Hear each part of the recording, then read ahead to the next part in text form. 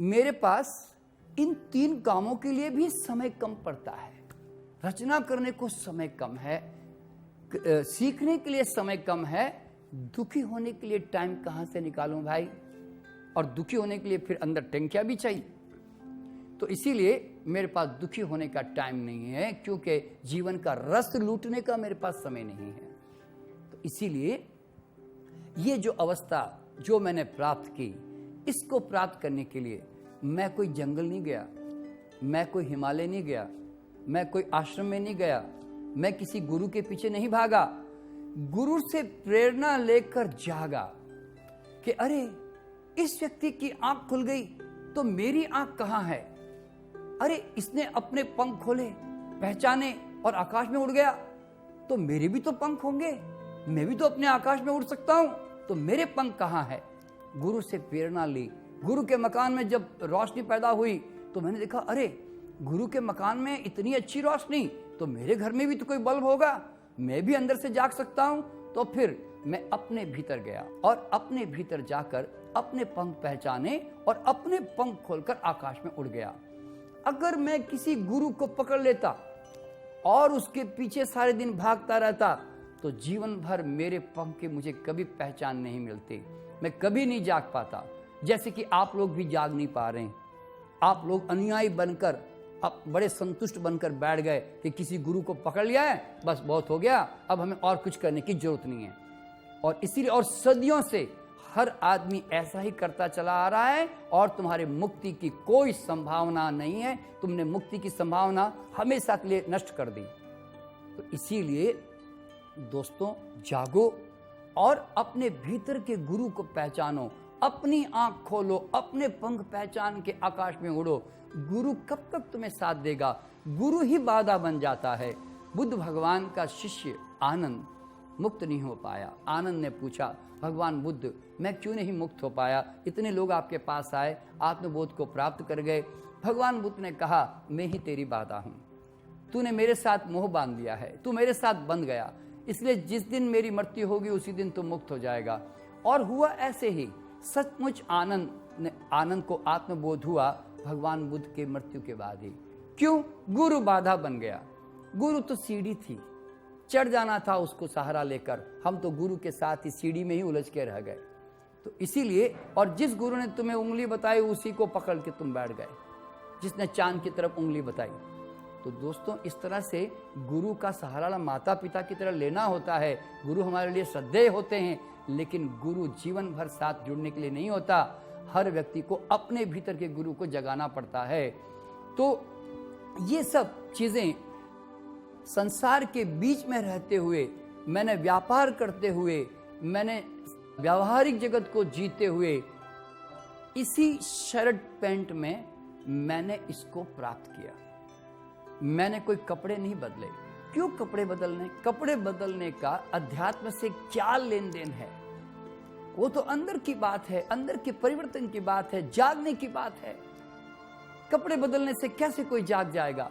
लेकिन लोग क्या करते हैं कि जागने के ऊपर ध्यान देने के बजाय बाहर के परिवर्तन पे ध्यान देते हैं। बाहर से तरह तरह के कपड़े बदल देते हैं, दाढ़ियां बढ़ा देते हैं, बाल बढ़ा देते हैं, अपने नंगे हो जाते हैं और कई तरह के तामझाम कर लेते हैं। लेकिन जिन लोगों को भीतर से जागना होता है वो सब ये बाहर की चीजों पे सब ध्यान नहीं देता।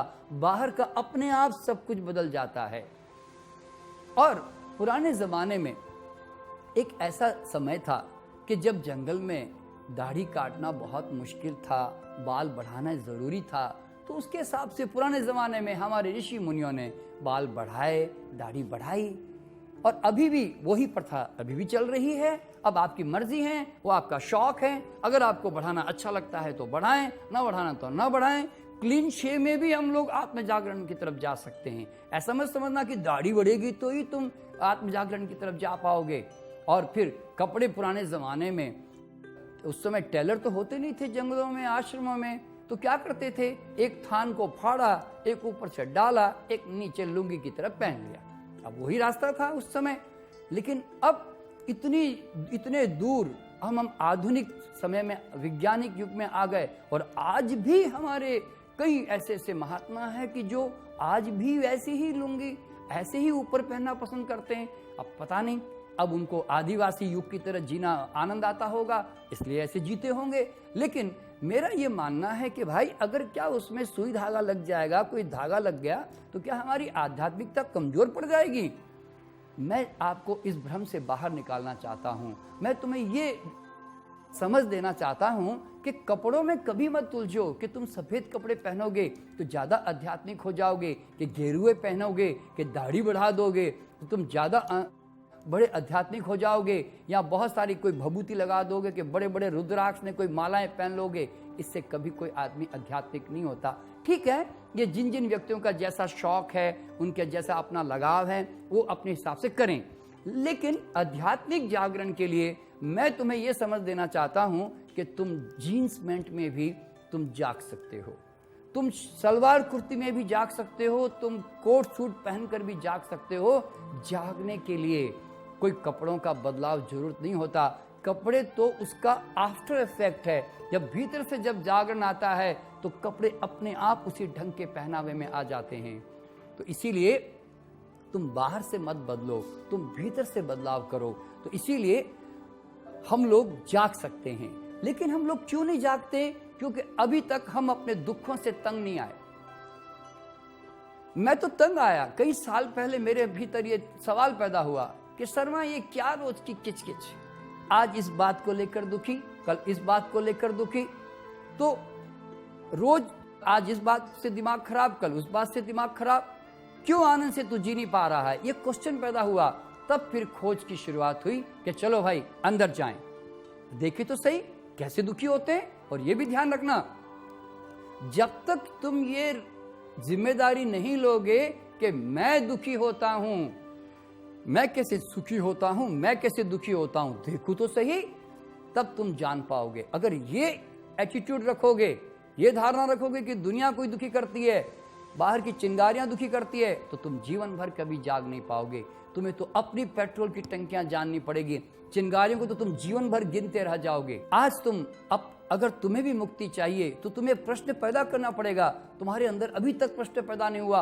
तुम रोज सुबह उठते हो, आज इस बात पे चिक चिक करोगे, कल उस बात पे चिक चिक करोगे, आज इस बात पे गुस्सा, कल उस बात पे गुस्सा, आज कभी इस बात पे डिप्रेशन, कभी उस बात पे डिप्रेशन, और तुम रोज ऐसा करते चले जाते हो। कई महीने साल बीतते चले जाते हैं, लेकिन तुम्हारे अंदर यह प्रश्न पैदा नहीं होता कि आखिर कब तक।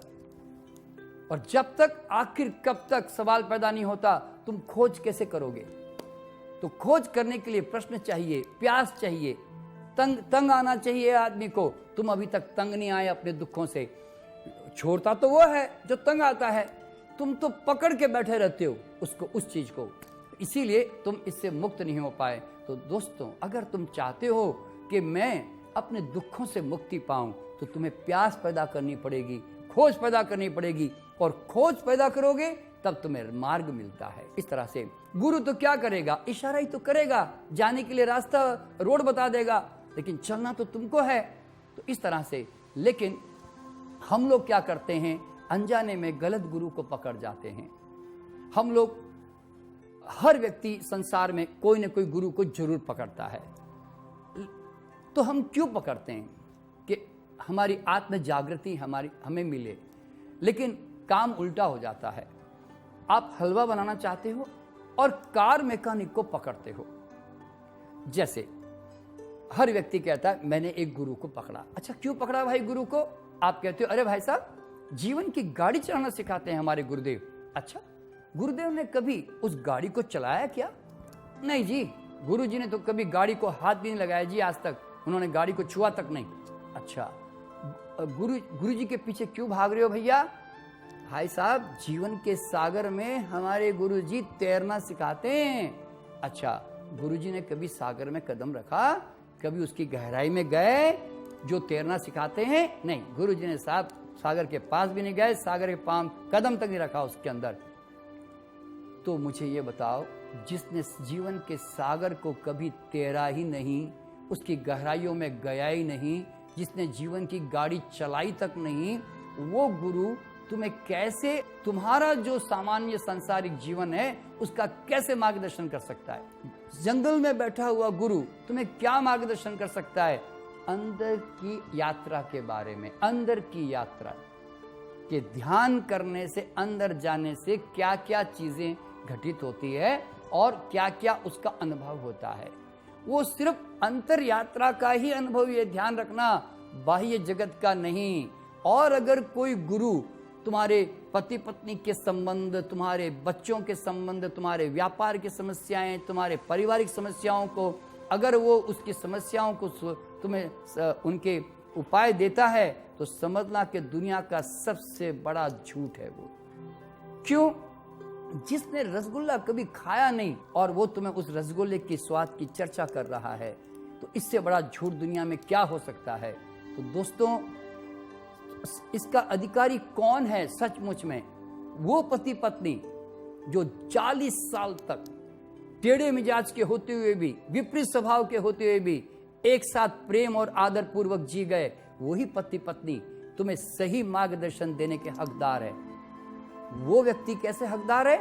जिसने कभी शादी तक नहीं की, जिसने पत्नी जैसे शब्द को जाना तक नहीं, स्त्री को आज तक समझा तक नहीं, उसको कभी जिया नहीं, और जिसने पति को कभी जिया नहीं, जिसने पुरुष कैरेक्टर को कभी समझा नहीं, कैसे तुम्हें वो गाइड कर सकता है? और जो भी ज्ञान है उसका किताबी ज्ञान, उधार का ज्ञान, अपना अनुभव तो है नहीं, अपना ज्ञान तो है नहीं, तो कैसे तुमको वो गाइड कर देगा? ऐसे पति पत्नी ही तुम्हारे सच्चे जीवन के मार्गदर्शक हो सकते हैं। जिस माँ बाप ने 4 बच्चों को, अलग अलग मिजाज के बच्चों को पाल के फिर भी उनके प्रति प्रेम और आदर भाव पैदा कर गए, वही माँ बाप तुम्हें बच्चों की साइकोलॉजी के बारे में बता सकते हैं। जो व्यापारी व्यापार में रहकर करोड़ों रुपए कमाए, अरबों रुपए कमाए, लेकिन फिर भी निरासक्त रहकर, और वो व्यापार में रहकर समस्याओं को जूझकर फिर भी वो उसके साथ उसने अटैचमेंट नहीं किया, जो समता भाव में रह गया, वो तुम्हें गाइड कर सकता है कि व्यापार के बीच में कैसे समता भाव में रहा जाए। वो व्यक्ति कैसे कर सकता है? और तुम जिन गुरुओं के पीछे भागते हो, और वो व्यक्ति ना तो संसार में, न बाजार में, न व्यवहार जगत में, न व्यापार में कभी रहा, और तुम जाके सारी इन चीजों की समस्याएं उनसे पूछते हो। संसार मैं क्यों, मैं चाहता तो मैं भी संसार से बाहर हिमालय आश्रम में जा सकता था, लेकिन क्यों नहीं गया? क्योंकि मैं जानता था कि संसार मेरा आईना है। मुझे पता कैसे चलेगा कि मैं जितेंद्रिय हो गया? कहना तो बड़ा आसान है कि मैं जितेंद्रिय हूं, मैं जितेंद्रिय हूं, लेकिन सामने शत्रु हो और भयानक शत्रु हो, अगर उसके बावजूद भी अगर मैं प्रतिक्रिया ना करूं, तभी तो मैं मानूं कि मैं जितेंद्रिय।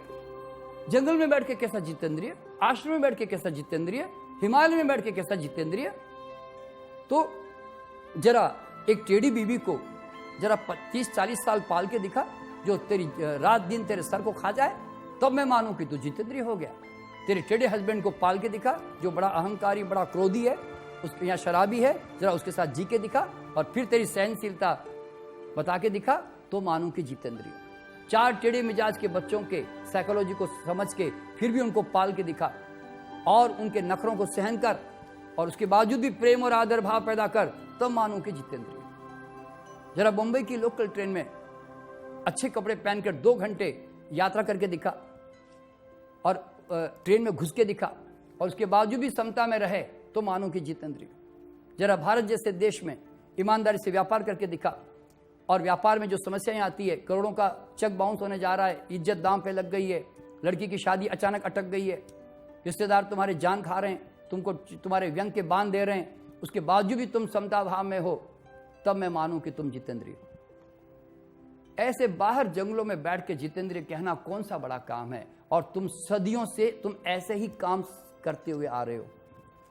तुम सत्य के साथ नहीं जुड़े हुए हो। हम लोग भ्रम के साथ जुड़े हुए हैं, झूठ के साथ जुड़े रहते हैं। इसीलिए अगर सत्य के साथ जुड़ना है तो जीवन को जी कर बाहर आओ। भगवान बुद्ध ने पूरा भोग जीवन का करके, आज जितने भी तीर्थंकर हुए ये सब राजा थे, कृष्ण राजा थे। पूरे जीवन को उन्होंने देखा है, उन्होंने भोगा है, और भोग कर फिर वो बाहर आए।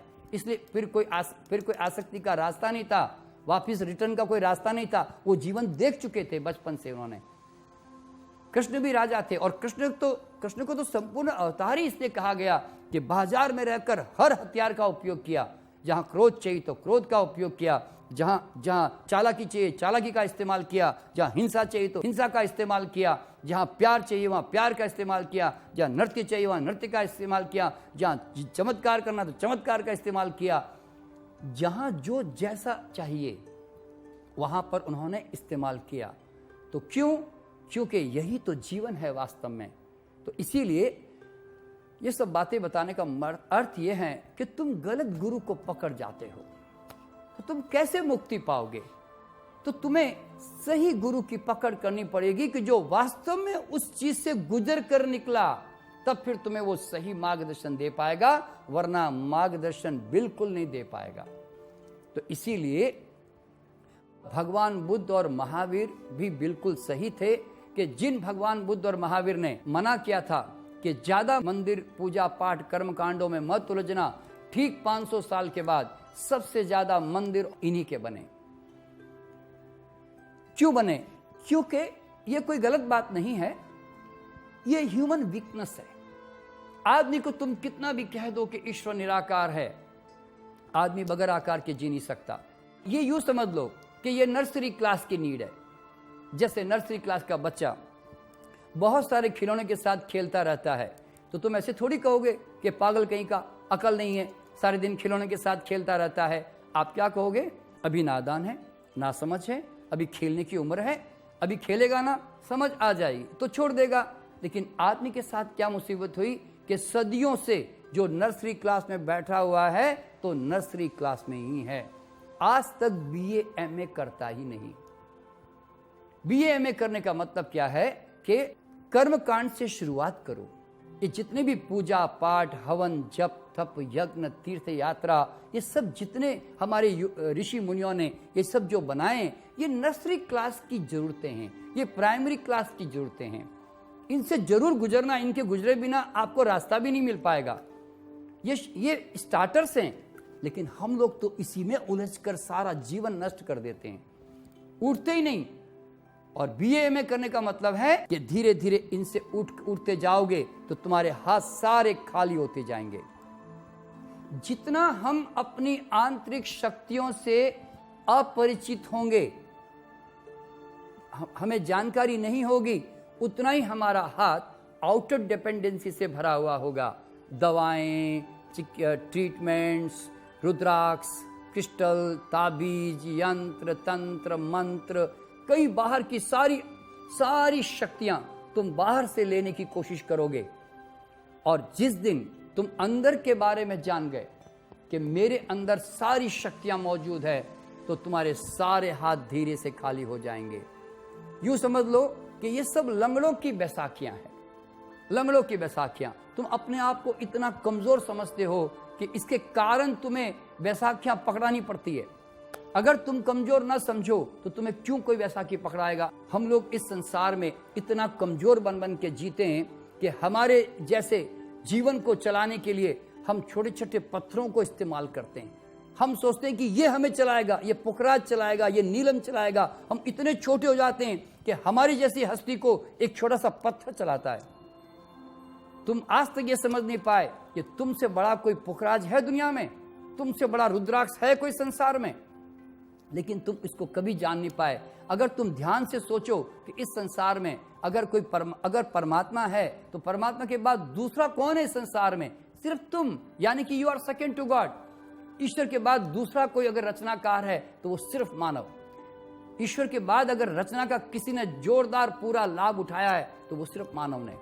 तो जरा सोचो कि तुम्हारे अंदर रचना करने की कितनी बड़ी क्षमता है। जब तक तुम अपने भीतर के भगवान को नहीं पहचानोगे कि तुम भी उसके पुत्र हो, वो भी वो सागर है तो तुम बूंद हो, लेकिन क्षमता दोनों में एक जैसी। वो उसकी थोड़ी ज्यादा, हमारी थोड़ी कम, लेकिन है तो सही रचनाकार। तो इसीलिए जिस दिन तुम ये जान जाओगे कि मैं स्वयं परमात्मा का बहुत बड़ा अंश हूं, सारी शक्तियां मेरे भीतर है, तो तुम ये बाहर की जितनी जो बैसाखियां है ना, वो सारी उठा के फेंक दोगे। फिर तुम्हें बाहर की दास्ताओं की जरूरत नहीं पड़ेगी, तुम्हें स्वास्थ्य पाने के लिए तुम्हें दवाओं की जरूरत नहीं पड़ेगी। जिस दिन तुम ये जान जाओगे कि मेरे अंदर सेल्फ हीलिंग पावर है, जिस दिन तुम अंदर की समृद्धि को जान जाओगे, तुम बाहर की समृद्धि पैदा कर पाओगे। जिस दिन तुम ये जान जाओगे कि मेरा सुख, कोई मेरा आनंद किसी बाहर की चीज़ों से नहीं मिलता, ये मुझे कमज़ोर बनाते हैं, तो और मेरे भीतर आनंद भरा हुआ है, उस दिन तुम बाहर के चीज़ों से आनंद प्राप्त करने की कोशिश नहीं करोगे। तो दोस्तों, इस तरह से ये सारी चीज़ें, जितना हम अपने आप को भीतर से जानते चले जाते हैं, जितनी हम अपनी शक्तियों का पहचान करते हैं, उतने ही हमारे हाथ खाली हो जाते हैं और हम परम स्वतंत्रता की तरफ जाते हैं, परम स्वतंत्रता की तरफ।